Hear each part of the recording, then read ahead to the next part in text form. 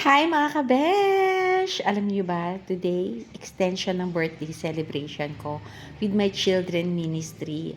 Alam ko namang masayang-masaya sila eh. Alam ko namang birthday, alam nila yung birthday ko. Kasi talagang, ayan, nagpaparinig sila, nandyan sila sa harapan ng bahay na talagang they greeted me happy birthday. So, I'm planning, hindi nila alam na may plan ako na magkaring-karing, yung talagang maglalagay kami ng mga balloons.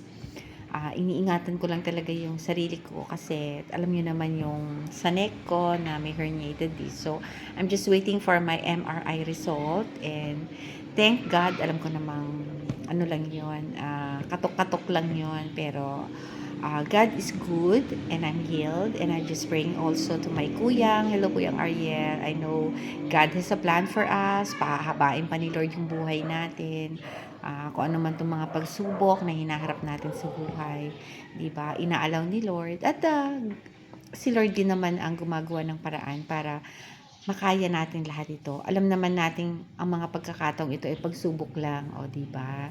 Lahat naman tayo talaga kukunin ni Lord in time. And syempre, nire-request pa natin kay Lord na pahabain muna yung mga buhay natin to have a purpose. Kaya, ang saya-saya ko dahil I'm 56 years old now and ang dami-dami na nating naayos sa buhay.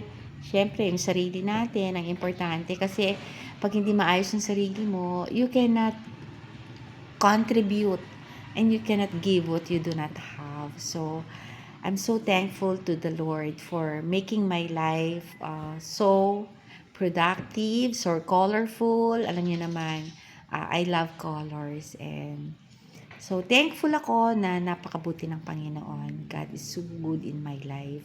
Thank you for my children na at age of 56, nagkaroon ako ng 4 na anak. Hindi man po naging successful ang marriage ko, but I always wanted to thank the Lord for giving me children na nakakasama ko, na nandyan sila kung kailangan ko. I'm so thankful to the Lord. And maraming salamat dahil tinadagdagan ni Lord ang aking mga anak. And so later, makikita ninyo yung aking birthday celebration with the children na mahal ko talaga. These children are my neighbors. So, ito yung mga ate nila ngayon na may asawa na, sila yung mga alaga ko dati. So, ito na yung mga fourth generations. So, tuloy-tuloy to sa generation to generation. Teaching them how to pray para pagdating ng panahon, darating ang mga pagsubok sa buhay nila, ay alam nilang may Panginoong Diyos na hindi sila basta-basta give up.